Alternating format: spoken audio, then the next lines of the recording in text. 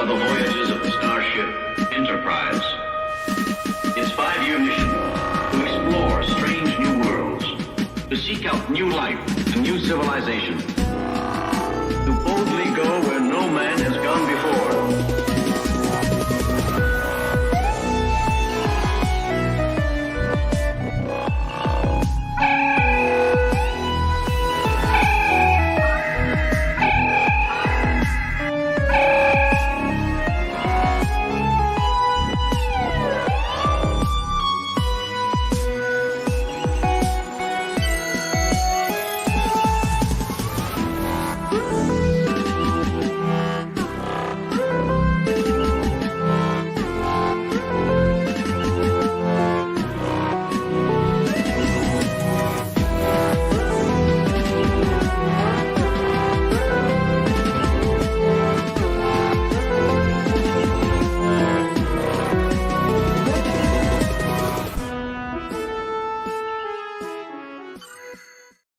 Good evening, everybody, and welcome to the landing party. Tonight's captain's log, is Stardate 2503.12. Bread and Circuses, written by Gene L. Kuhn and Gene Roddenberry, and directed by Ralph Senensky. For a show about the future, the second season of Star Trek did a lot of shows about Earth's past.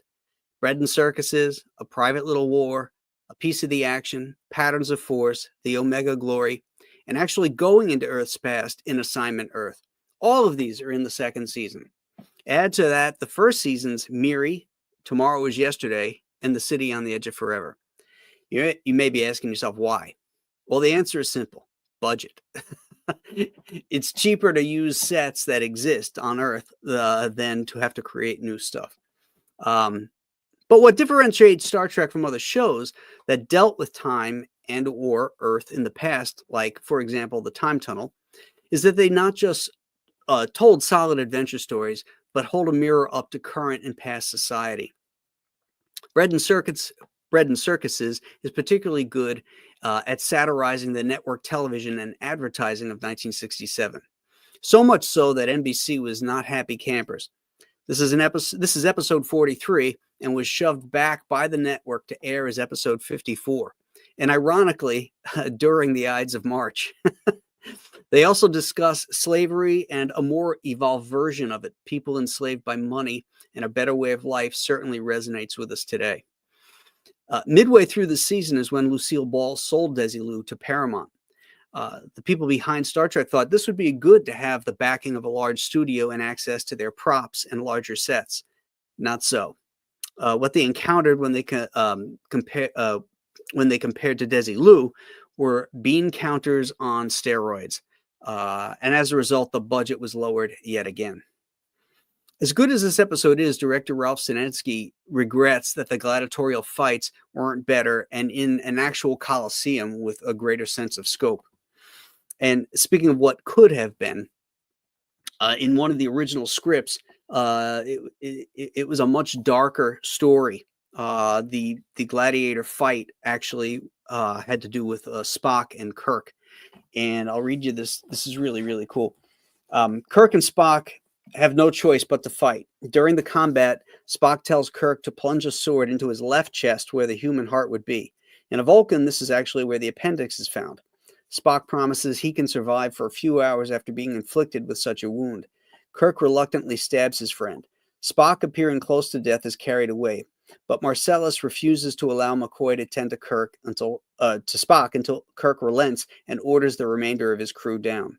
Merrick, whom we now know is merely a pawn, pleads with Kirk not to give in to Marcellus. Some of these names have changed in the final script.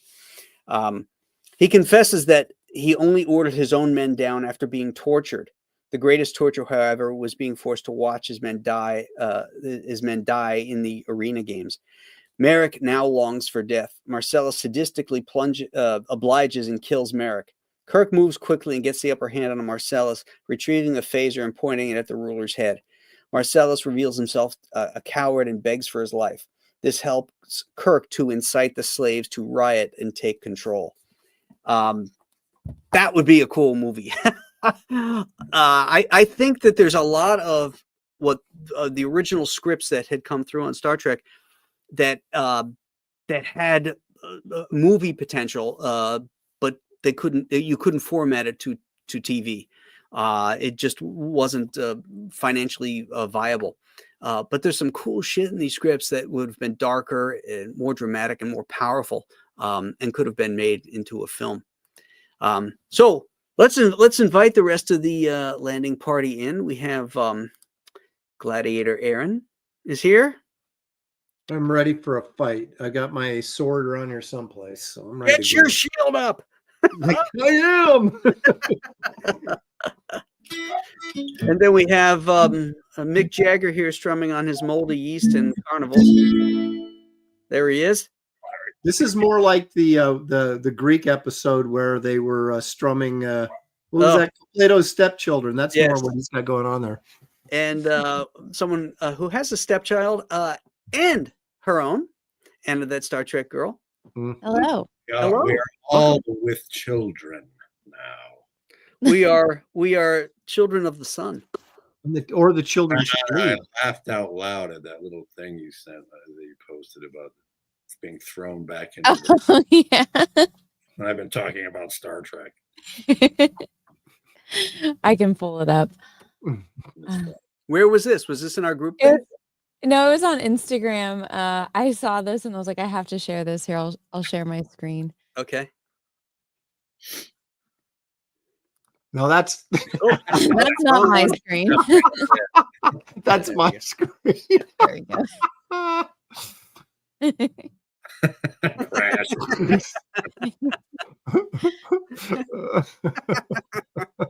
Well, they're not wrong. You have to wish Graham a happy birthday. Can you drink yet? Happy birthday. No, I'm still breastfeeding. Oh, okay. Well, Ron and I'll cover you. What about the cake? Yeah, where's the? Oh, we forgot the fucking. I didn't. You brought cake, Aaron? Well, sort of. I've got brownies. That counts, right? Yeah, that's something. It's a I have little. It's a pie. little. It's like a little cake that you can do on air.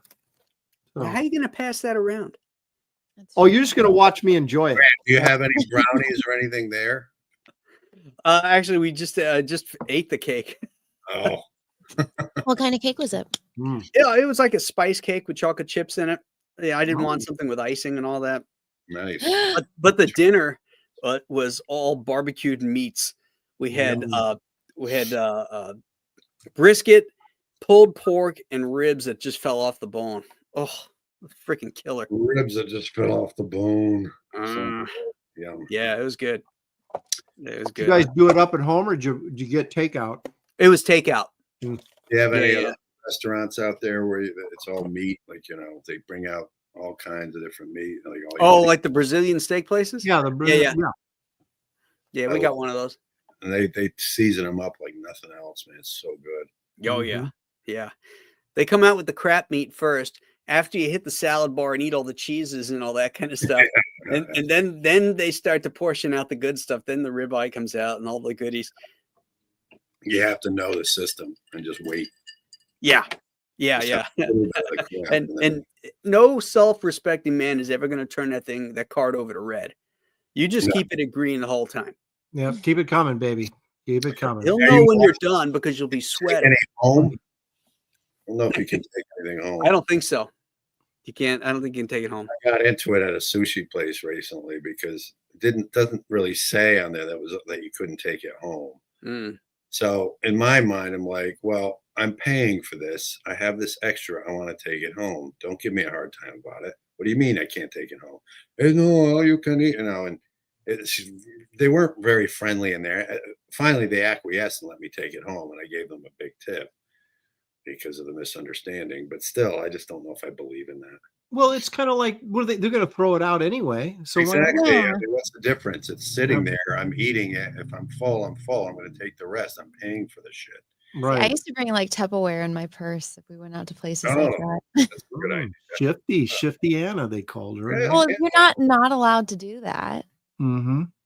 Yeah, Do you take your own snacks into movie theaters too? I do. Yeah. Oh, we do Who that. doesn't? Yeah, for sure. That you pay. Well, they don't have snacks that I like at movie theaters, so. Yeah, you bring raisinets or whatever, but Yeah. I'm a popcorn fiend, but I just can't stand that oil they put on it. I mean, if you can find a place where it's real butter, I'm all in. you can get it without butter though. Yeah, but then it's dry. It just tastes like cardboard, Yeah. Bring your own It's raisinets. salty. It's just salty. Yeah. Yeah. My salt is so good. So That's right. Then you got to drink. You got to get the big gulp to wash down the salt. See, Graham, it's a racket. Tasty. Get 48 ounces for That's $18. Yep, 48 ounces for $18. you guys like my screen name, Moldy Yeast and Carnival? I do. I like it. I don't get the reference. You really don't? No, you do. You're not that dumb. He is. He's thick. He's not dumb. He's thick. The way he pauses, like, oh, how do I answer this? No, I don't. Bread and circuses, moldy yeast and Ah. carnival. Carnivals. I can't believe you I'm get trying to that. think in Ron's brain, and I thought it was some kind of sexual thing. And Oh. I couldn't make hay out of it. Get So your head out of the gutter. You the idea see, that it was Star I'm not, Trek that related was proves I'm crazy. not to the me. only one. Mm. That's all that proves. I'm the naive one in this group. Okay. Wow. Wow. So let's talk about this episode. I think this is one of the of that list of Earthbound stories or Earth-like planets. I think this is one of the best because the stuff makes sense to me. Other than the fact you get around that, oh, they just happen to speak English. Well, it's a parallel Earth, so why wouldn't they, right? Well, but not everybody on Earth speaks English. Why wouldn't they speak Roman? Oh, Latin. okay. Latin. Thanks for ruining the episode. for me, Universal Graham. translators. Yeah, I that's didn't it. see any hanging on their belts. Yeah. It's an So- implant in their ear. I was don't just know. gonna I say just- that. Why don't they have just an implant there? Then they have to I just let that stuff carry that big slide. phallic symbol around. Yeah. An old Yeah, ti- I mean, again, I'm nitpicking it here because it never bothered me in this episode because I just thought the characterization was so great. When Kirk is trying to find out why Merrick is there, what happened to your men, and he's dancing around the answer, and he says, you took an oath. What was the phrase? And then Kirk follows up. Well, as to your oath, I can see what happened. You know the scene I'm talking about? Yeah, I do. I'm trying to remember how it went too. Yeah. As for your Yeah. oath, I can see how that. Yeah. Yeah. Because when So- all three of them are meeting, yeah. Yeah. That was a really Good. great scene because Kirk is, he's not, he's a badass. He's a star cruiser captain, And Merrick versus this recognized that, which I thought was nice. Merrick recognized this guy is better than I am without Right. saying that he's better than I am. And there was a nice contrast between you get Kirk, who's like the ultimate heroic adventurer, and then you've got this kind of Weasley commander who really couldn't cut it with a starship. So now he's got like a freighter or something. Yeah, he was a freighter guy. It wasn't a star No, it was a science vessel. or science vessel, some different vessel. Yeah. Right. But he even acknowledges it towards the like Right. to doing the actual combating. He gets really uncomfortable when he starts saying shit to the prefect there. Well, they even set it up by saying that he missed the test or like he failed his test because Right. he Yeah. missed that one thing. So that's why he's not a Starfleet captain or a Right. starship. and even the proconsul Claudius Marcus, there's that scene where he dismisses him and says, "You wouldn't understand the conversation between two men." Yes. And just they really drew a line of comparison or contrast, between Kirk and Merrick and how different they were, even though they were both commanders or captains of their particular ships. Right. So yeah, that's right. I thought that was cool. Yeah. I like that a lot. And then how at the end Merrick comes in and actually has balls enough to actually do the right thing. Yeah. Finally. It's like a single A baseball player and Mickey Mantle. Yes. Exactly. And I thought that I liked this combination because I've actually thought about doing this in comics before. I have a story that is similar trappings where you have this sort of Roman culture, but it's in the future and it's high tech, Mhm. right? So they kept the elements of Roman gladiators and all that kind of stuff, but now it's on TV like wrestling. Yeah. You know, which is like a perfect way they would do that. Yeah. Right. If you still had gladiator fights, that's what they would do. Right. Right. Yeah. Whoa. Yeah. I really. I'm Well, sorry. I Are don't we know. keeping I you up? rewatched it this morning and I was like, this really could be a movie. Yeah. It's a great setup. There's It so really much is. that happens in this episode and it's only, 50 Yeah. minutes. It has a very large cast, which was unusual, particularly for a second season. And it ended up shooting a day over. They're supposed to shoot in 6 days. This one went 7 days. That cost them a lot of money. And they got the slashed budget. And they shot outside. They shot in the cave that was used for the entrance of the Bat Cave. So, I mean, there's lighting problems, that they have to overcome, and transportation and electrical equipment, and all that stuff. So all that racks up the price of the episode, but I think it adds some validity to it, some weight. And it was also interesting that and this comes out when they kind of present the ending and the Son of God thing, the whole Christianity thing, which was remarkable to me that Gene Roddenberry would have an episode like that. Yeah. But I thought the portrayal of the Christian characters, especially Flavius, who's this guy who was a killer, become a Christian, and now he's really kind of has this struggle about, he wants to, run these guys through with the sword, but he knows that's not what he's committed his life to now. So he struggles with that. I just thought they represented it pretty well, which is pretty remarkable, really. But it's like go ahead, Ron. I was just thinking about the very end, where she says, Uhura says it's not the sun up in the sky. Everybody had it wrong. Mm-hmm. It was the Son of God, and it didn't dawn on any of them until she said that. And you got to give Zelensky the credit, because he does a little sleight of hand thing where after they leave to go look for Maricus from the cave, and Ian Wolfe says, blessing be the sun, or whatever he says. They cut to the sun in the sky, and then they pan down to the search party heading off. So now you're implanting in the viewer that the sun they're referring to is the sun. You're reinforcing what you think it is. But when you listen to the dialogue, knowing later on, you can see that it's oblique. They're not saying it's the sun in the sky at all.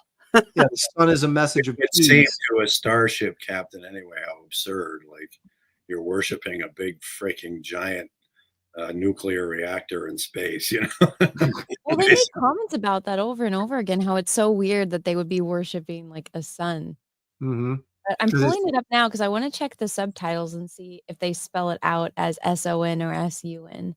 Oh, that's interesting. Oh, yeah. So people that are hearing impaired, that might blow it.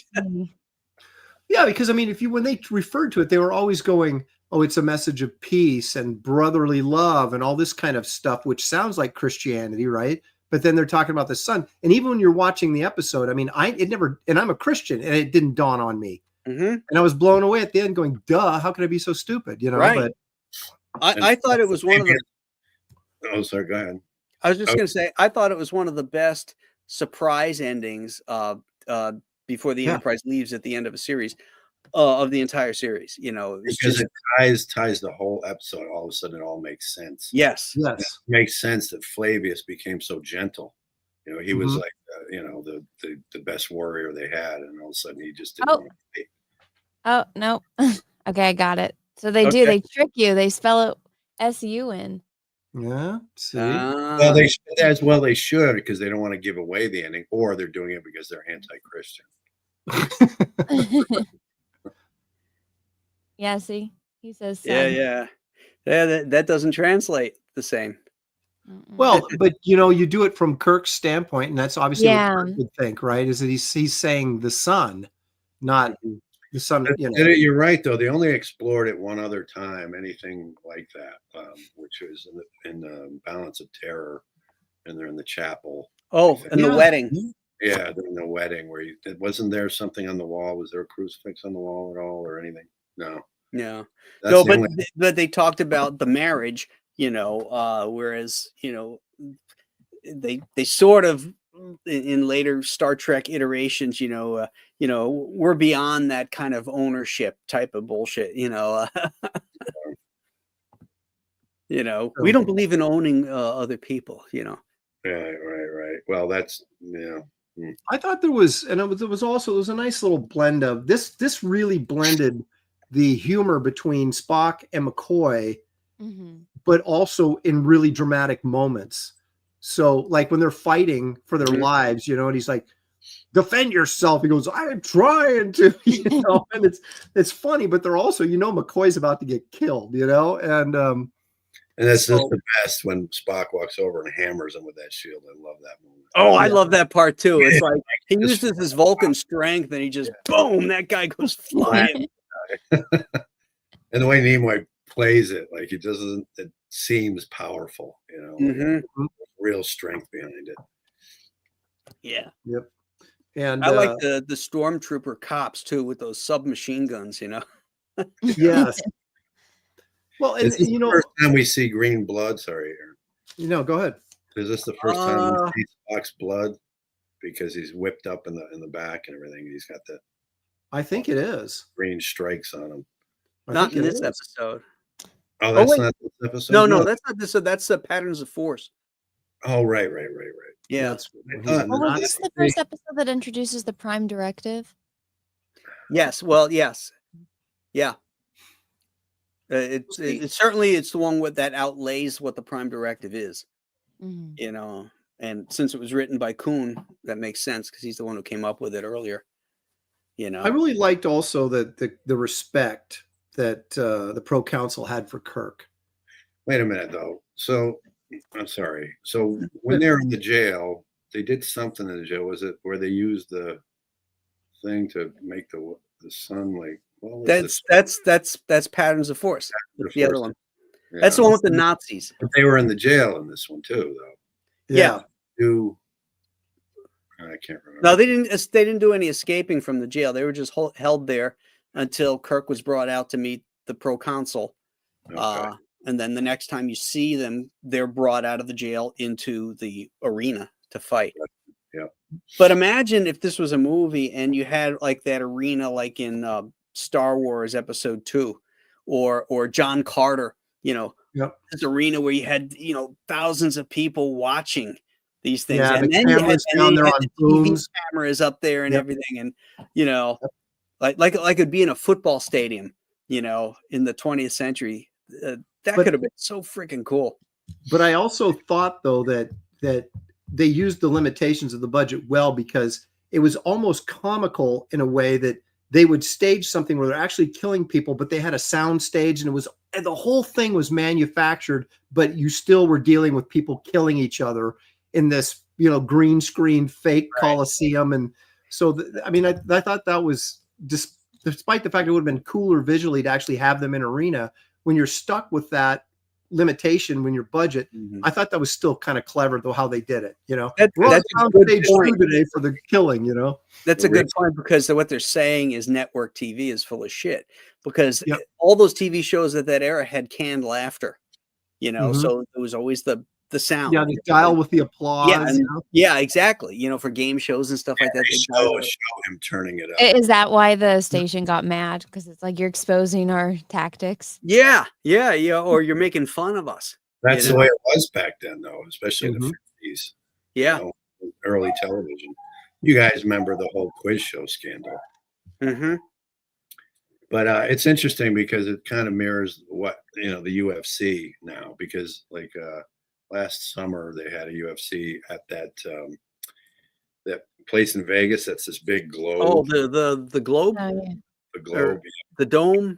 I think it's called or something. Yeah. But you go sphere. inside and it's all holographic. The entire walls are holographic images, and they used some of that kind of imagery from ancient Aztec days and stuff while the fighters were fighting. It was really wild. So it's kind of like that in a way. It was interesting to see how that was a precursor to all this that's going on now, because we're still doing gladiatorial combat now. Yeah. Just sure. It's just without the swords. Football, rugby, boxing. Well, that's the thing, though. The UFC is straight up fighting. You know, it's Yeah. just one-on-one combat. You know, you use boxing, aikido, jiu-jitsu, taekwondo. You Mhm. know, wrestling. But it's funny with all of that. Once everybody got good at all that, it descended into mostly striking.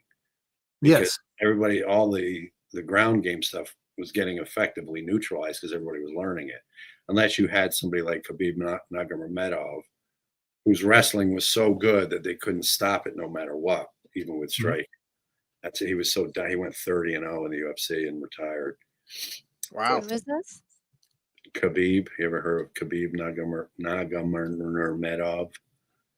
Wait, say it again. Mouthful. Marbles, marble, Marbles. Nurmagomedov. That's it. Nurmagomedov. Okay. That Mike Tyson versus that Jake Paul guy was the first time I ever watched a fight. Oh, That's well, the that worst wasn't fight really you could a ever fight. watch. That was terrible. That was a waste of my time. It was Oh, horrible. God, it's terrible. And clearly Tyson was pulling his punches too because Oh, yeah. he kept biting on his glove. I don't know if you Yeah. noticed. Yeah. And it showed. Somebody did a breakdown. They showed it in slow motion how Mike comes in for a punch. He usually follows up with an uppercut, and it shows him come in and he pulls back because Yeah. I think there was a clause in the contract that you can't knock him out within the first bunch of rounds, or you won't get paid the money you're getting paid. So he had to Wow. pull his punch back, like, and That's It You was like know- he's not allowed to like under punch or something. no, he wasn't able to. Yeah, because look, in all reality, if Tyson really went hog wild on him, he probably would have knocked him out. You know, but you could see him holding back, and then towards the middle of the rounds, he just started biting on his glove. You know, Yeah. because he's being paid. Yeah, and there was times where Paul's arms were down, his defenses were down, and you could see Tyson was looking right at him. He had a clear shot at his head, and it didn't take it. You know, there was a lot of that too. Yeah, and they were kind of brushing it off as well. You know, he's old and he's not quick anymore. He's not. But I just kept thinking, all he has to do is step into one. But you punch. saw those training videos. Yeah, Those training Paul was- videos, he was going. He was like, "Oh my God!" His back Paul was paying Tyson to give Paul, a younger guy, the notoriety of having beaten Tyson. That's what he paid him for. Yeah. You know, he wasn't paying him to beat him. He was paying him to extend to go the his. distance with him so that he had his bona fides, Yes, exactly. which is basically a wanted- fix. no, it was. Yep. Yeah, it was crap. I guess we should have known it was coming, but I was kind of hoping for an actual fight. They should have had machine guns, like in Bread and Circuses. You know, when the Yeah. when the fighters aren't doing good, you know, they just go. Yeah. It's like, you know, getting back to our episode, there was a lot of like good one-liner break to commercial moments in this. I mean, what did Merrick tell him when they were fighting? He goes, "This isn't a joke, Jim. You're bringing your men in here to die." You know, and it's just like, you know, really well delivered line. And it's just, and yet the respect back and forth between Claudius Marcus and Kirk, I really enjoyed that, you know. And they drive that point home. Didn't somebody get gutted earlier in it with a sword? One of the combatants, he got gutted by a sword or something, by Flavius or something. Don't remember. I think he does. I think they show him actually kill someone. Wait a minute, Anna, you just watched it, right? Mm-hmm. Anybody get gutted with a sword in that? I don't. Somebody got gutted, I remember. Or Flavius refused to fight at first. Yeah. but then Oh, they- it was after Flavius was fighting back because the boys were ready to escape and he was helping them. Then he killed one of the guards, and then he got shot. Yeah, that's it. Yeah. Right. And then the one guy, Merrick, got stabbed in the back. Yeah. Yes. That was right at the end though, because he threw the communicator to Kirk as he got. Which was cool because it kind of, the first thing you think of is Julius Caesar, kind of, you know. Yeah. Oh, Yeah. absolutely. What sucks is he said that there were still people in his crew that were alive and living on the planet. They should have scanned to try to find them. Well, that's right. He said you either assimilate or you die in the arena or something like They that. just left them there, like I know. like Biden did in Afghanistan. Wow. I liked how the proconsul, after he stabbed Merrick and he's standing there, and the way he's holding the knife, he's holding the knife like this. You know, Mhm. the blood is all over here, and he's holding the handle, and he's just like dangling it like this, you know, Mhm. like I don't know. There's something really strange about it that was really cool too. Oh, he's like grossed out by this alien blood. Well, it was Yeah. you look at the guy and you think, oh, he's not that threatening, but at the same time, he was a scary dude. He was a scary character that you didn't want to mess with, and cold-blooded, I guess. Yeah, they But at the had Flavius fight Kirk. That would've He been- what? He should have fought Kirk. Because I'll tell you, when I first saw the dude, I'm like, he would make a great starship captain. You Oh, know? the Flavius character? Yeah. Yeah. Yeah, I he need was- to hit the Rhodes gym a little Reason. bit, but He reminded me of my favorite second in command, who I just credits to Navy Beans. What's his name? He does. He reminded me of him too. Yeah. But I Um, like how his voice, he's got this very, very deep voice. And there's the one scene where they're outside and there's this like echo, this vibrato echo in his voice, like it was being run through a microphone, you know? Hi, I'm Flavius. Yeah. Yeah. He had But movies. his brother is an actor too, Rex Reason. And that guy was in This Island Earth. Also, Oh, really? big tall guy, very deep voice. So those two brothers were in a lot of stuff. It's interesting. I didn't know that. Yeah, Now, Rex Reason and Rhodes Reason. so what did you guys think of the scene where he gives him the hot slave girl for an evening? He can die like a real man. Yeah, that was cool. she reminded me a lot of the one from the Shakespeare episode where she's the killer Oh, and he's Hmm. dad. Lenore. Yeah. It was it was a clever little scene. I like how Kirk like doesn't trust it at first. He's like, oh, she goes, no, it's just us. We're here alone. No one's watching. And he's like, Kirk's like, yeah, now let's get down to Are it. you sure? Well, no, and then they like pan up to the candles, and then the candles Right. are out. Yeah, And hands back yeah, down. yeah, It's like, Always making sure Kirk gets some. This Yeah. isn't the one where Kirk is putting his boots on at the edge of the bed, right? no. Because there's That's one where That's the one where they run into the aliens that are fast and they sound like buzzing. Oh, is Yeah. that the Yeah, one? that's They right. need the Yeah, men yeah, to yeah. impregnate the women because the men there are sterile. Yeah. I Okay. this far apart, she looked like a praying mantis. Oh, So mean. She was So- the least attractive one out of the whole series, I thought. you know who her Yeah. husband was? Hmm. Darren McGavin. Oh, is it? Yeah. Really? Kolchak, the Night Yeah. Yeah, the Night Kolchak, Stalker. the Night Stalker. I love that show. Yeah. Yeah, I loved it when I was a kid. It's terrible now, but I loved it when I was a kid. They did a remake of it back in the 90s with Charlize Theron's ex-boyfriend there. The guy who played was the painting guy, the painting that he lived off his painting. Was it Dorian Gray? Yeah, he Dorian played Gray? Dorian Gray in the Sean Connery thing of the Oh, League of Extraordinary Gentlemen. Extraordinary Gentleman. Yeah, that guy. He played Kolchak in a Oh, TV series. okay. Oh, I don't think I ever saw that. Yep. Yeah. The original series had some good episodes and then some not so good episodes. But Mostly the one I not always so remember is good. the zombie one, man, where the voodoo They woman's son. put salt in his mouth. And Yeah. And he's Yeah, got he's a like in skull the up his gut. mouth. so Yeah, he's trying to stop this in the back of that station wagon. Yeah, He's laying down there. Like isn't it held up like one of those magnets? It's in like a wrecking yard or something like that. Yeah. And then the dude's eyes open up, Yep. you know, as he's putting the needle through the lip. Yeah, And then they had the vampire, the Dracula one too. The that was the Yeah, that pilot. was the movie. Yeah. And they had one. They had one where he fights actually the devil. Oh yeah. It's played by. I can't believe my memory's so shot. But I who's the know. guy? I feel the same way. I'm not kidding. I keep forgetting shit lately. Like it's really. You're bad. not talking about Fantasy Island where Roddy McDowell played the devil and fought Mr. Oh, I Rourke. remember that. I remember that. remember that one. No, the guy who played in Top Gun, an Alien, who played the commander in Alien. Tom Skerritt? Tom Skerritt. He was in an episode of Kolchak, and he played a guy who was channeling the actual devil. Oh, I right, right. remember that one. Yeah. Yeah. The ones I went back and watched were I watched about 3 episodes. Like when I would hit the treadmill, right, and I'd watch. Okay, I'm going to watch an episode of Kolchak. It was like 45 minutes of boring BS, and then 15 minutes of monster at the end, and it was like They're always waiting for more monster stuff. I know. Yeah, and Always a big mistake.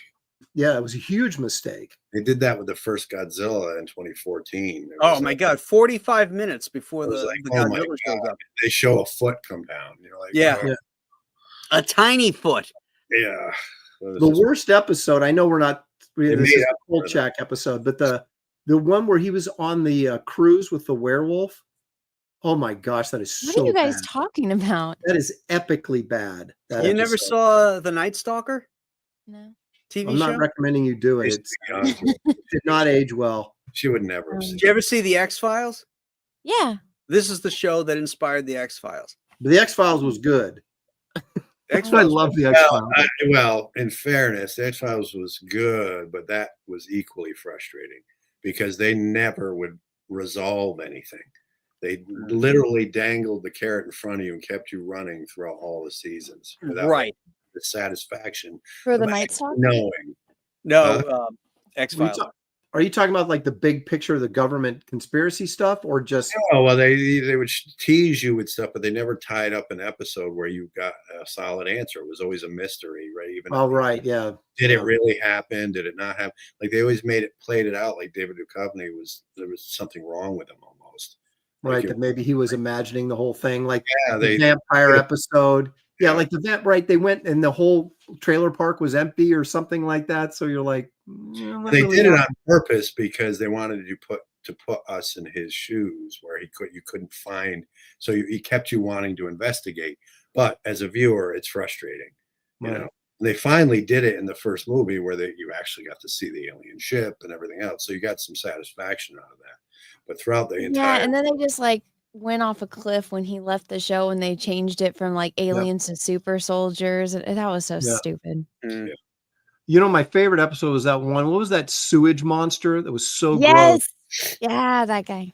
Oh, is that the one that appeared to people as someone they loved, but the camera would be behind them and you would Oh wait, you're talking about X-Files. This thing, this thing lived like he was in an outhouse. He's like in the sewage system and he comes in and he's like got sucker lips and he's on that like Russian tanker ship and is killing people. The guy's cleaning out the sewage and he gets pulled into the sewage. That thing's living in there. And like he would infect people. Like all white skinned and the Fluke Man.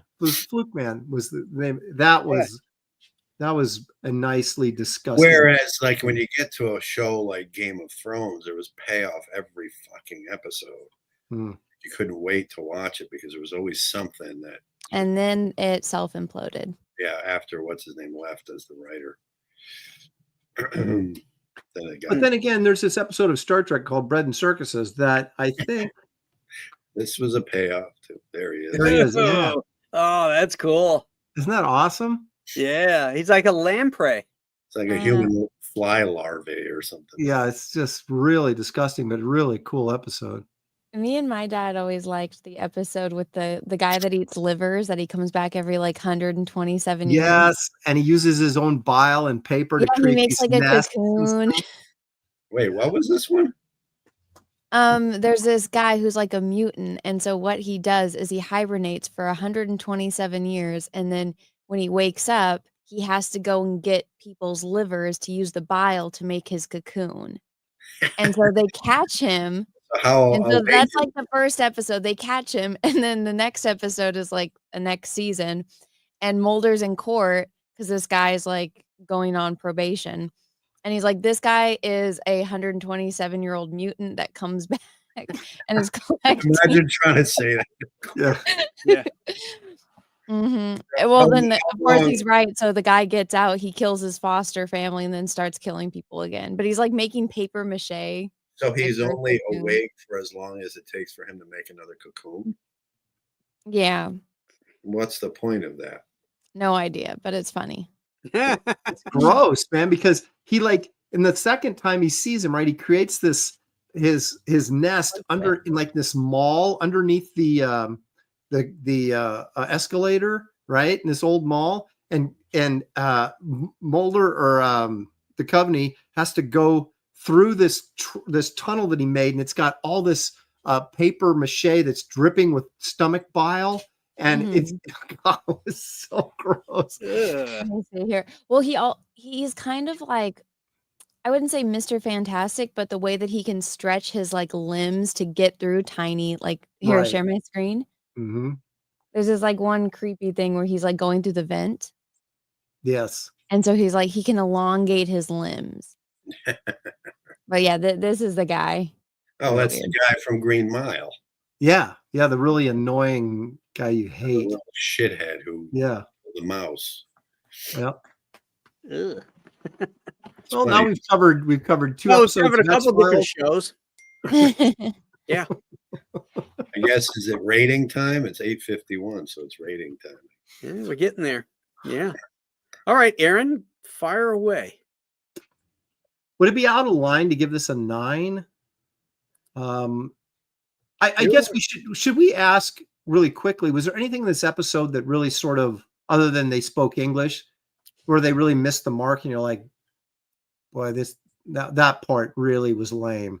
I can't think of anything off the top of my head that The only really thing I bothered can think me. of is that they left the people there. Like they should have scanned. He should have been like, Scotty, scan the surface for other humans. But do we know they left them there? We just know that they beamed up to the ship, and when Uhura tells them, it was the Son of God, we don't know how much time had passed. Well, we don't know. I would have liked them to say something like, "Oh, Yeah. and we rescued the rest of the stranded people," because that Well, would suck. I'm tempted to go 9, but that seems too high. So I'm going to go 8.5. I'm going to go 8.5. We'll qualify that. Why? Yeah, why'd Why you take not? a half a point off? Well, because I think in a big picture scope of this, the parallel Earth thing seems kind of silly.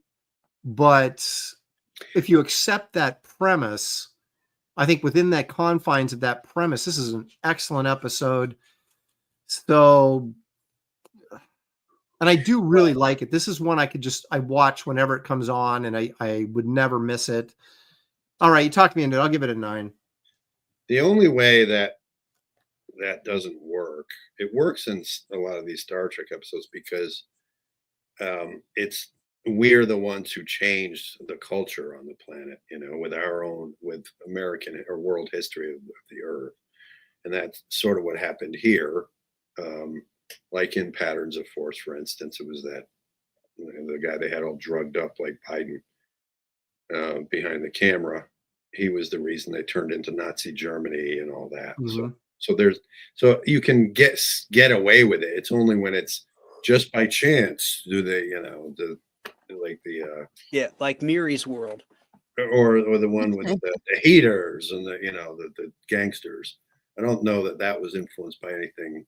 It was the book. It was the book. he left the Hey, book don't say anything bad about the book. Right. Yeah. So that makes sense. So I can get past that. Yeah, they're highly imitative people. Yes. Yeah, really imitative. The cars, everything, the town, the buildings. Yeah. Oh, The language. It's the language. Yeah. Lynn Green says the only way to find the survivors would be to violate the Prime Directive. What do you think about that, Anna? Not true. Well, no, I saw Lynn saying in the chat that they are human. There's differences. If you're on a different planet, I mean, there's differences just from, where you are on this planet, on how you eat, your diet, where you're born, how you grow up. They have all of those people's transporter patterns on files, their blood types. You can scan down and find everyone. At least ask them, at least find them, ask them, do you want to stay? Yeah. And say like, hey, do you want to stay here? Because some maybe like have families and stuff, but it's like, Or, and maybe reference it later. what if you were the chief engineer of a starship and now you're like a barista at their version of Roman Starbucks, right? You're selling coffee at the arena for the gladiators. You're a best boy in the TV station. You're running chariots with stone wheels. Yeah. I just think that that bothered me because I'm like, what if like they were just waiting, like, oh, someday somebody's finally gonna rescue us, and then it's like the ship's there, and then they just take off and leave. Yeah, they should have at least, very least, just referenced had Kirk tell Uhura tell Starfleet to send a ship in case the survivors want to come back. Right. Mhm. Something. Right. I agree. But it is a typical proposition with interfering with the Prime Directive. I mean, that was what had Kirk's hands tied, right? That's not interfering. Yeah, I but mean, leaving a bunch of humans on Earth, like they even bring this that up in is like the next interfering in generation. What if something happens to them and they have to have like surgery and their anatomy is off, or they find out, oh, this Right. person has different blood, you know? Just the fact that they stayed there is interfering. Mm-hmm. That's You true. know, so the fact that they were there, then they assimilate is interfering. So Right.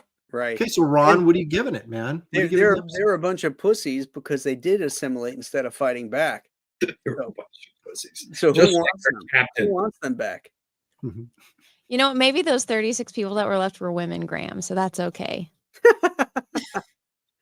Okay. And Earth They women, left all the ladies that couldn't fight in the arena. women are hotter than that planet's. What if that blonde slave chick that was with Drusilla. Kirk was a crew member from the other ship? Oh, she would have said something then. I know, but I'm just saying, what if they had like Mm. made her a crew member from the other ship? Mm. That might have been interesting. Yeah, what if all those women like that got left there are all sex slaves now and that want to get rescued because they're getting raped all the time? Yeah. They just left them there. Talking about Drusilla. Yeah, Aaron the was talking about blonde. Drusilla, but Anna is talking about. I'm the like crew making a member- generalization, a what if generalization. Okay, Ron, what do you got for this, man? Yay. I like the ending. I like that it was a very poignant ending. Mhm. I thought just that one line, that Uhura says, it's not the sun up in the sky, the son of God, and the how that tied everything for the whole episode together, I thought was well done. They had Caesar and Christ. And Christ. Imagine seeing it happen all over again. And then, the way they all kind of look like it's Shatner and Kirk looks like it meant something to them all. All of Yeah. this, it was important to them because it kind of touched on the fact that was their faith. Like they had that kind of faith. Right. When in fact, they say at that point, man has no faith. There is no God. It's a godless world. And I don't know how it's such a part of human nature. I don't know how that you can. Yeah. That never held water with me. That to me was always the atheist writers. Yeah, it's just bullshit because it doesn't account for human nature. Right. Yep. Exactly. It's the same, it's like Roddenberry during the second season, like his politics, his liberalism rose to untold levels by the time he did Next Generation. Yep. And it got to the point where in his perfect world, there was no conflict. People didn't hate each other anymore. People didn't, They replaced God with government. And that, because the Prime Directive is a moral issue for Starfleet. Well, but that's morals have to be originate from somewhere, or else they're meaningless. Mm-hmm. We've talked about this before. The stupid leftist ideology that intelligence increases morality is absurd. And that's really what it comes down to. The more educated you are, the more moral you'll act. And you're like, no.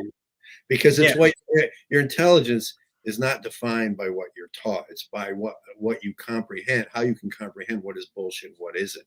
Right. That's why they indoctrinate kids in colleges, so they can brainwash them, but to not critically thinking like that. Mm-hmm. That's where intelligence comes from. It comes from a natural insight and a natural innate understanding of something without having to be taught so much. Mm-hmm. What they teach in universities and stuff is just it's like going to a mechanic school and figuring out how to fix a car. But in this case, they're teaching you how to think about something and say it's a moral issue when it isn't.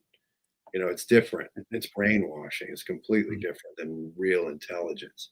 That's what. And I would argue they're not teaching you to think. They're teaching you rote. They're teaching you to remember. But they're not teaching you to critically think and to weigh options and to look at things from different sides and then come to your own conclusions. exactly. I want you guys to come to the conclusion of what you'd rate this episode. Aaron's hungry. All right, Ron, what is your number? I'll give it an 8. An 8. Yeah. And I you like bounced yours to a 9, Aaron? Yeah, I got pressured into it. Now I feel I should be at 8.5 again, but I'm going to stick with. I'll stick with 9. Go ahead. Anna brought up, but the whole Prime Directive thing's got me thinking now. So, No, I give it an 8 because of that. Like, I really like this episode. When you watch it, it's like it should be a movie with everything that happens in it and all the great characters. And they really packed it. So Yeah. no, it was a good episode. But yeah, that bit at the end with them leaving, and then especially since they made such a point of the Prime Directive in the beginning, like right when they land on the planet and Kirk talks to them. I love the dynamic between McCoy and Spock. Yeah. And then also Scotty. Every time Scotty's in charge of the Enterprise, he never fucks up. Yeah, Yeah, he's like everyone's always trying to he should be a manipulate him or captain. something. He really should be. He'd be a great captain. But what episode was it where they're trying to send him the message and he's like, that doesn't sound right. Yeah. You know, he's good.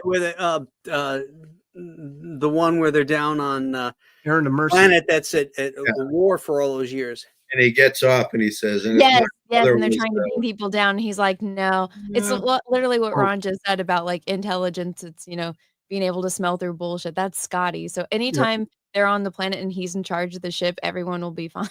Yeah, exactly. So I like that it highlighted pretty much every one of the big guys. And then Uhura comes in at the end and she's like, it's the Son of God. Because I've been listening, Mm-hmm. we're all interpreting and it that's wrong. what ties it up and gave the episode so much. It really felt, they hadn't put that in there, it would have felt a lot flatter. But that all of a sudden injected it with a feeling of spirituality and gravitas that really made the episode feel better, like, overall. I feel good about a 9 again now. You guys have made me feel good about my a 9. Well, that whole thing at the end, I mean, they had built it up because I like how they kept saying, like, this is so weird that they would be like sun worshippers, like, 'cause that doesn't coincide with ancient Rome and all that. And then, like, that at the end, there's payoff after payoff in this episode. But you could conceivably think of, if you were living back in the days of ancient Rome, you might come across a tribe around the world somewhere that did worship the sun in the sky. Well, So you kind of believed it, like Aztecs or they had Apollo and or Right. what is his name? no, Apollo was Greek. I know. I'm starting to think of the Roman version of it because they had the same gods, just different names. Yeah. Poseidon and Venus Triton. instead of Hera. Well, wait, Yeah. wasn't Zeus? Isn't Zeus the Roman? No, Jupiter. Jupiter. Yeah, you're right. Okay. Yeah, I don't know who Apollo is. I can't remember. I can't remember Apollo either. Apollo's Greek god. Yeah, but what's the Roman designation for Apollo? Is it Helios? No, he's No, Is it Uranus? No, wait a minute. That's no. somebody else. No, it's Uranus. Okay.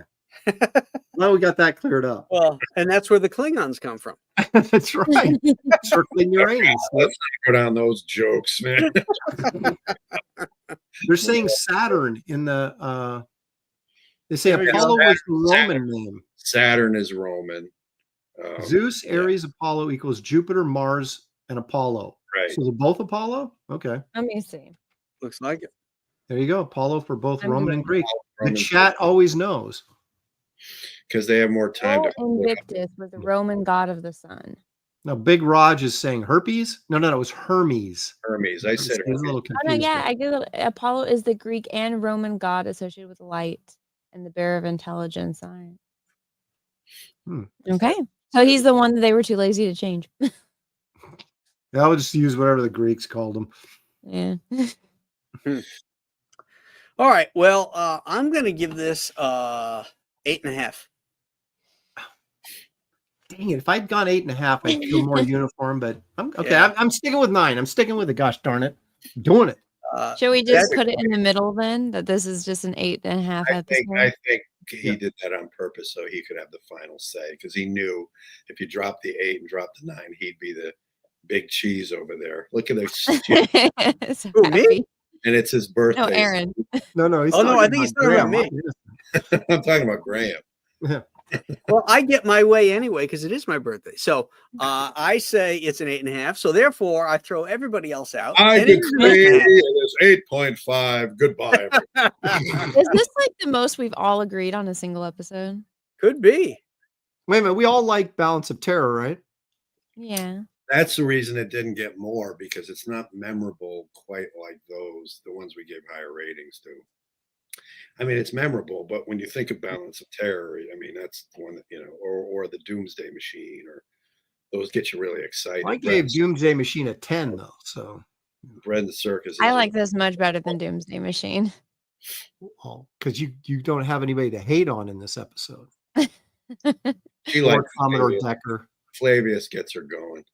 Yeah. No, Flavius Maximus, yeah. no, not my This type. sounds like a condom. See, Well, now I he's want to go back to tall. 8.5. I'm really torn here. He's a tall Italian, gladiator. Not my type. It's not your type. Yeah. Well, wait, let's back up for a second. Let's explore this. What? So, Anna.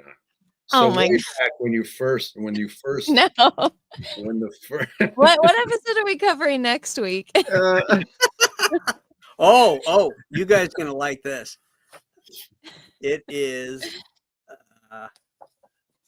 you pulling up the Rolodex, Yeah, he's like, the Star Trek episode. you're gonna love this, but he can't remember which one it is. Journey to Babel.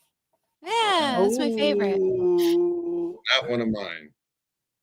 Not one Uh-oh. of yours. So we'll disagree next week. Oh boy, this is gonna be a good one then. We'll have to put our ram horn. So now there's no way we can give it a 10. What? Now there's no way that Journey to Babel's getting a 10. No.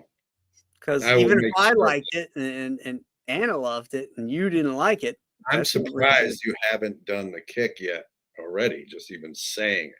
I would think you'd automatically pull that fucker up.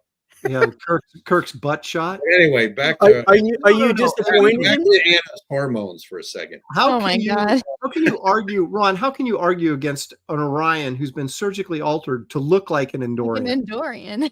Come on, Can I man. argue with it? Well, we'll have to wait and see. I don't know if that's This is that- for you. This is for you, Ron.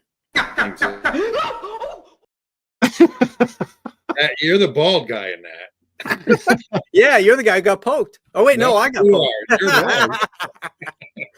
You just owned yourself, Oh, buddy. damn it. There, I got even. There it is. I'm the Andorian in that Taking a, one. So back to Anna's hormone. oh no. So the first time ever I saw your face. No, so there was a point in your life when you Oh, went no. to maybe age 11, 12, 13, where you first got that pang. Okay.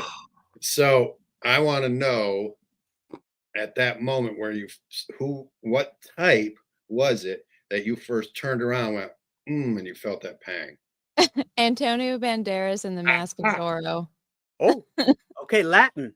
I like like how the quick Latin she guy. came out with that answer. That's a good answer. He said, No, I'll never forget that movie. Antonio Banderas is perfect. That movie, I think, is pretty close to a perfect movie and should have been what they did with Star Wars. But the thing about that movie that drives me crazy is the guy that plays Captain Love, who's the guy that killed Antonio Banderas' brother. And it's always driven me crazy because I'm like, everyone, it's like an all-star cast except for him. He sucks. And then I realized it's because it was supposed to be Kiefer Sutherland, but he did 4 other movies that year. Kiefer So Sutherland who was it? play. You're talking about It's the some blonde nobody guy? actor. He didn't do any other movies. Oh. You talking about the He blonde just- guy with the beard, the Confederate? Yeah, Captain Love. He Yeah. was just the same height and build as Kiefer Sutherland, so he fit all of his costumes. And I was like, do you know how great that movie would have been if it was Kiefer Sutherland? Yeah, it would have definitely made a difference. Yeah. He plays but- an a-hole better than just was it about anybody. Catherine Zeta-Jones or was it the other chick who was? No, it's No, Catherine Catherine Zeta-Jones. Zeta-Jones. It was. She was like, Mm-hmm. I remember like, wow, look at that woman. Yep. But I had already been past all the hormones. Like, for her, that was her first hormonal reaction. Yeah, her and the first time I saw Selma Hayek. Those are the two I was like, Well, I was what? thinking of her. From dusk till dawn. Yeah. Yes. Ridiculous. And Oh. freaking Quentin Tarantino and his foot fetish bullshit. Yeah, Hey, Yeah. she did it. She did it. Let him see. that movie was off the rails, man. I didn't He think just it was. had I didn't never think it was a seen good it. movie at all. I didn't like it at all. No, But Peaches had never seen it, and I was like, "Oh, you gotta watch this movie." And he's like, "Well, what kind of movie it is?" I did not tell him it was a vampire It was movie at pretty all. awesome, though, man. You get to the edge of the desert there, and there's that bar, and then at the end it pulls back, and you just see all the dead. It's like a Mayan temple. Yeah. Like going straight to hell. Yeah, Mhm. it was wild, man. Really Yeah, and you see all the vehicles that have been there through all the centuries and stuff. It's just a feeding ground. had the one religious It's a fun movie. Harvey Keitel, and it's so good. Yeah, I thought yeah, it's definitely it's one of those cross genre films. It starts as one thing and then turns into something else. It's a popcorn fun movie to go to the movies on a Friday night and see. it's a prime example of a 70s exploitation film. I mean, I know that's all that Tarantino does mostly is that, but that was he wasn't the director. Example, huh? He wasn't the director of that. No, Robert Rodriguez was, but it was. I mean, he had his hands all over it. Yeah. He wrote the script. With So it was definitely. It felt like some vampire movie you'd see as an exploitation film in the 70s. How believable was it when Tarantino actually turned vampire? He looked like the creepiest one out of all of them. He's pretty scary looking without he's being a a creepy vampire. looking dude. He's just so weird looking. Mm-hmm. But that was good. Man, we're getting all over the place on this episode. Yeah, we covered a lot of bases. But that's why our audience loves us, right? Audience, right? Because we Don't get forget your super chat. We are like the Enterprise. We're all over the universe. Mm-hmm. We're on a 5-year mission. We can go wherever we want. What good conversation is about. You're not supposed to have a poll up here. Right. Talk about everything. Just whatever you do not break the prime directive. Graham lectured me one time. We need to stay on topic and stop interrupting each other. Is that how I sounded, Ron? Yes, just like that. Oh, okay. Well, Captain Dunsel speaking right now. No, you didn't sound like that. I'm joking. All right, guys.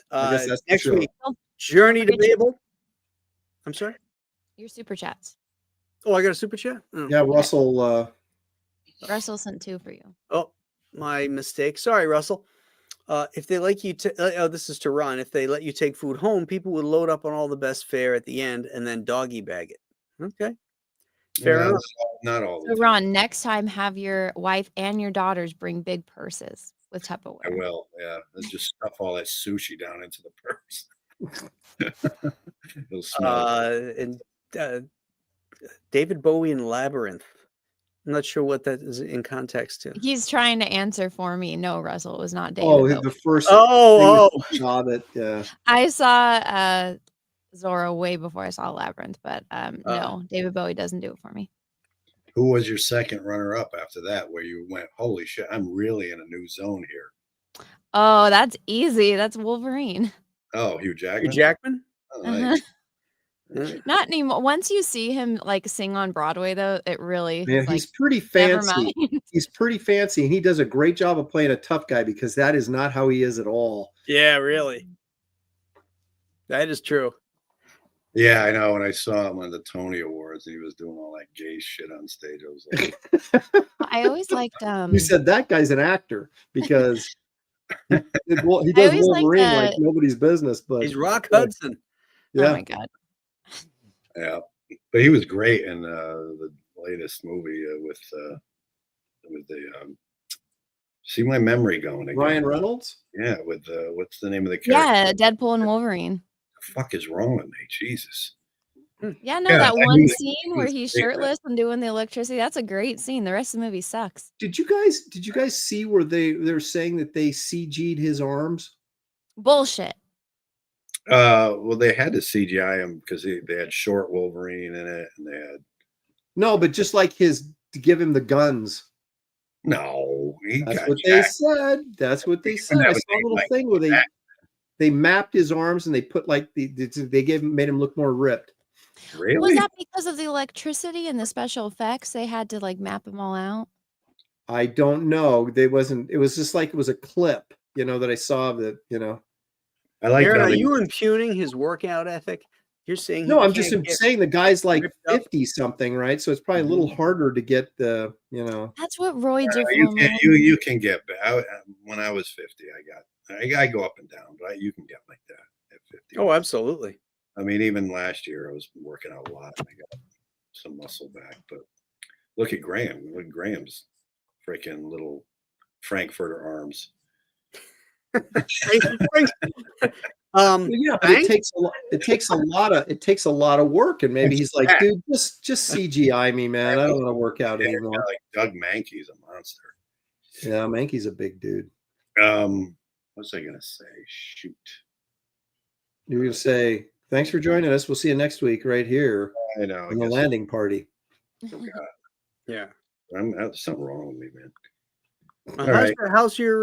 How's that side of your face, that jaw, that pain? Oh, dude, I wouldn't wish it. It's the whole time here. I'm in pain. I had to go to the doctor today and for another thing, and I had to drink all this crap because I have a large mass growing on under my where my hernia was that I had repaired like 6-7 years ago, and there's a huge golf ball sized mass down there now. And so I have to have that taken care of. In the meantime, the guy severed a nerve in there or something. I think I told you last week. Yeah. Right. Yeah. And it's not even one minuscule bit better, and I'm still snorting up pus and stuff, and my eye isn't tracking properly, especially in the morning. Literally, I was trying to focus, and it was like I had cross eyes. Everything was going cross-eyed. Wow. So, and I looked it up, and it's called a certain thing, peroneal nerve or whatever. And if it's damaged, you might have to have multiple operations to try to, fix it if you can. And so I'm up shit's creek for a while here. Did he completely sever it or just nick it? No, I'm probably going to have a CAT scan and find out what's going on. Yeah. It's so numb in here, and then my eye is just watering, and you can't tell here, but I don't know if you can see how it's hanging. Like the skin is palsy. Yeah. I can see a little. So this isn't gonna heal on its own. If you're gonna get it better, it's gonna have to be surgically. I think so. I don't know. Oh, Doctor's trying to get away with it and say, "Oh, it'll heal," but I can tell it's not. It's not even. Yeah, he's trying to wait you out. Yeah, he's not remote. It's not even remotely better, even after a month. It's like I'm in so much pain every day, and I'm not bitching. Fuck it. But still, I wouldn't wish it on anyone. It's awful. Like I can be talking. I'm fine right now, but there's times when I had band practice the other night. I'm trying to talk to the bass player, and I had to sit down, and I couldn't even finish my sentence. It was so bad. The pain. Anyway, happy times, everybody. Yeah, all right. Hey, sorry to hear that, Ron. Seriously, that sucks. Yeah. I'll definitely put in the prayers in. Absolutely, dude. Thank you. That you get that resolved quickly. I can kick its ass. Don't worry. Oh, I'm not worried about you kicking its ass, but Ron, just look at it this way before we go. There's always a bright spot. Graham, go bring up my screen again. I can't wait to see what this is. Oh, this could be your wife. So, What do you mean? She's hot. Hey, she's from the Goonies. Hey, the pro consul, when he picks his woman. I mean, look at those teeth. That's actually Drusilla. She didn't age good. Oh my goodness, yeah. You would swear that was a guy with a wig on. Yeah. Oh, I know. Or Ann Ramsey. Jeez. Yeah, Hey, man, they look very happy. personality. You know what is nice about that is, one, they look very happy. They stayed together their whole lives. Mm-hmm. Yeah. So, I mean, they weren't lonely. And because let me tell you, there's nothing worse than loneliness in this world. To be lonely and feel unloved and all that is a pretty horrible existence. Okay, now you're making me feel bad for turning it into a joke. Thanks a lot, Ron. Doesn't matter what she looks like or what he looks like, or anything. They seem happy. That's the only thing. Aaron. It doesn't matter what people look like. Okay, it was just a joke. Now I feel horrible. The man's wife, he's committed to her his entire life. Oh my gosh. All you do is Okay. step on him. I feel horrible now. I do. Where are your morals derived from? Okay, wait a second. Okay, Ron, excuse me. There she was young. So there, she was okay. Sure. Yeah. See? There you go. It's so nice that they grew old together. They probably had so many nice nights and Okay, for crying out loud, man. Why don't you pour more salt in? I just feel companionship horrible. is a beautiful thing. So Oh go my fuck yourself, Aaron. I feel Anne Ramsey, forgive me, and Proconsul, I'm sorry. It was just a joke. We Trying to know. cheer up Ron, and this is what I get for trying to. I don't know. Boy, this Sunday, Aaron, your prayer list is gonna have to be a little extra longer, I think. Oh my gosh, I just feel horrible. You got to put Ron in there and Ann Ramsey. Hey, let me ask a question here of Anna because I know how savvy. Look at all the comments. Aaron was already a jerk before this. Why is Yeah, Aaron? I know. Oh, Aw. don't listen to Why is Aaron Andino the- Palazzo. He's don't listen to him. Why is Anna. Aaron so cruel? Thanks, Ron. You just like Well made it done, worse. audience. Give it to him. Oh my gosh, And Anna. thank you for the. What? How is it? How is it possible for Even someone? Aaron has contempt for you now. Someone sent me a super chat today, and it wouldn't show up in my live comments, but it was on YouTube. So people watching on YouTube could see. They're saying, "Why don't you read that guy's super chat?" And I couldn't see it in StreamYard. What would cause that? Was it not starred, or did it get unstarred? What does that mean? So You know, up in the right-hand corner, you have live and you have starred. like here, if you look, it says private chat, comments, live, starred. Click Right. starred, and that's where it shows the super chat. It didn't show up in the starred. So it probably didn't get starred. But how do you get? I mean, what's the solution? To star it. For a while there, StreamYards was being weird and it wasn't starring them, and you would have to go in and star them yourself. And it just did that stupid update where you have scenes on the See, side now. It looked like this, Yeah. but it didn't show up in my chat. And someone took a screenshot of it during YouTube and then sent it to me on my DMs so I could read it, but it wasn't showing up.